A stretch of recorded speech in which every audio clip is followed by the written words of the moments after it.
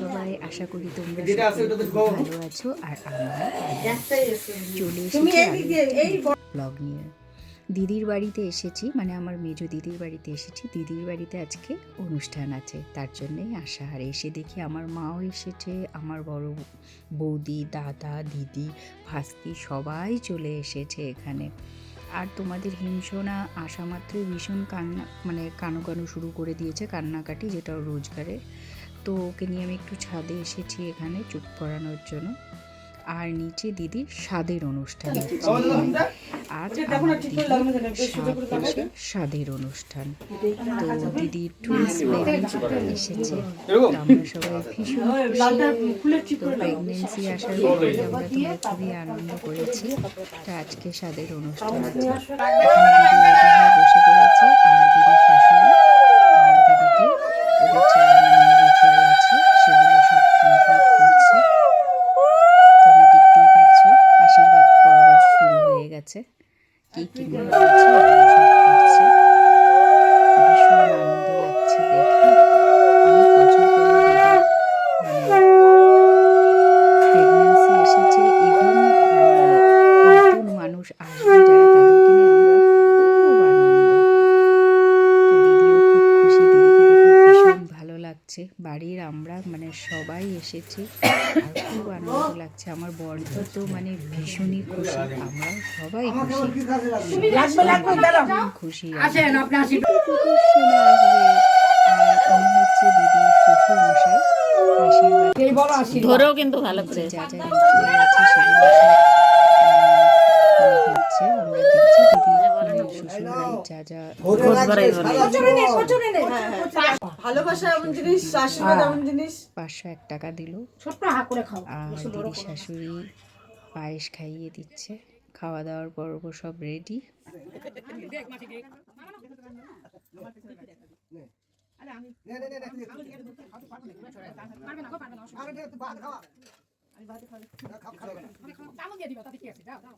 দিদিকে এখন দিদির মাসি শাশুড়ি মানে মাসিমণি এখন পায়েস খাইয়ে দিচ্ছে। মাসিমণির ডান হাতে একটু প্রবলেম আছে, তার জন্য বাঁ হাত দিয়েই খাইয়ে দিচ্ছে। আর অনেক কষ্ট করে মাসিমণি ডান হাত দিয়ে আশীর্বাদও করেছে, এটা দেখে ভীষণ আনন্দ লাগলো। আর এখানে দিদিকে খেতে দেওয়া অলরেডি হয়ে গেছে। আর আশীর্বাদের পর্ব শেষ হয়নি, কেন নাকি আমার মা এখনও আশীর্বাদ করেনি।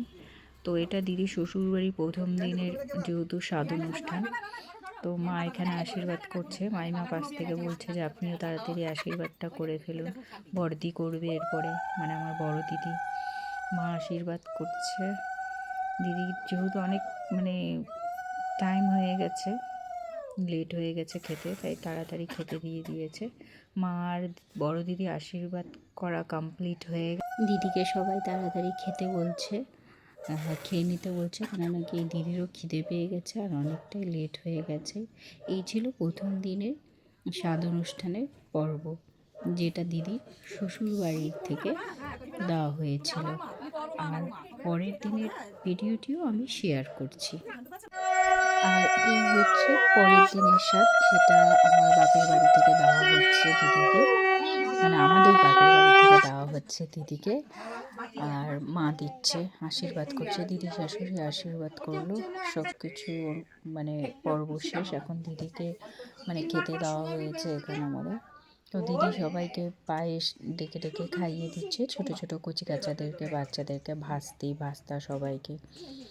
আর বাবু এখানে প্রচণ্ড বিরক্তি করে যাচ্ছে, কারো কোলে যাবে না, মানে কিছুই নেবে না মুখের মধ্যে, ওই রুমাল ঠুসে বসে, মানে কোন ভাগে আমার ছোট ভাস্তির সাথে একটু খেলাধুলো করছে।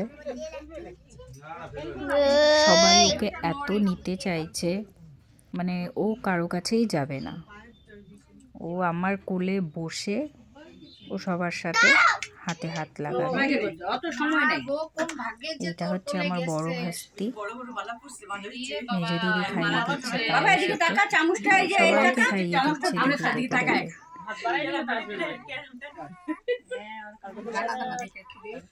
আমাকে ডাকছে দিদি খাওয়ার জন্য, কিন্তু আমি বাবুকে মানে কারো কুলেও যাচ্ছে না, কি করবো?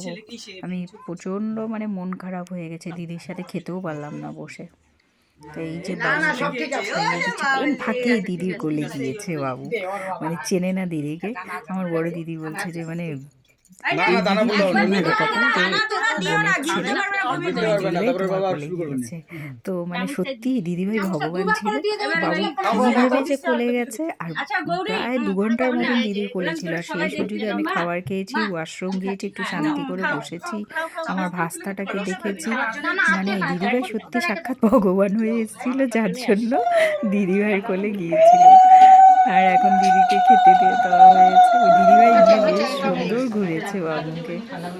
আর দিদি খাচ্ছে, এখন দিদি ডাকছে আমাকে বারবার করে, বলে তুই আয় আমার সাথে খা, আমি একা খাবো না। কেমন তুই একাই খা, কিন্তু আমি খেতে পারবো না তোর সাথে। কখন ছেলে ভীমরতি করবে, মাছ খাওয়ার থেকে উঠতে হবে আমার। তো দিদি খাচ্ছে, ছোট ভাইয়ের বউকে বলছে যে তুই খা, তবে মা বলছে যে তুমি একাই শান্তিশিষ্ট করে বসে ধীরে ধীরে খাও। যাবে যাবে যাবে। ক্লান্ত হয়ে গেছে দিদির শরীর। বড় দিদি অনেক খেটেছে, মা, বড় দিদি, যে আমার বড়দার ছেলে শুয়ে গেছে, আমি এখানে বসে আছি। মন খারাপ হয়ে গেছে আমার। ছেলে এত কান্নাকাটি করে, আসলেই কান্নাকাটি করে, লোকের মাঝে দিদি কান্নাকাটি করে। ওই দিদির কোলেই রয়েছে আর ঘুরে ঘুরে আমাকে দেখছে। দিদির সাথে অনুষ্ঠান খুব আনন্দ করেছি। তোমরা সবাই আশীর্বাদ করো যেন খুব তাড়াতাড়ি আমার দিদির কোল আর বুক জুড়ে আমাদের নতুন অতিথি, আমাদের নতুন সোনারা সুস্থ সবলভাবে তাড়াতাড়ি যেন দিদির কোলে চলে আসে। আজকের ব্লগটি এখানেই শেষ করছি। দেখা হবে আরও একটি নতুন ব্লগে। ভালো থাকবেন, সুস্থ থাকবেন।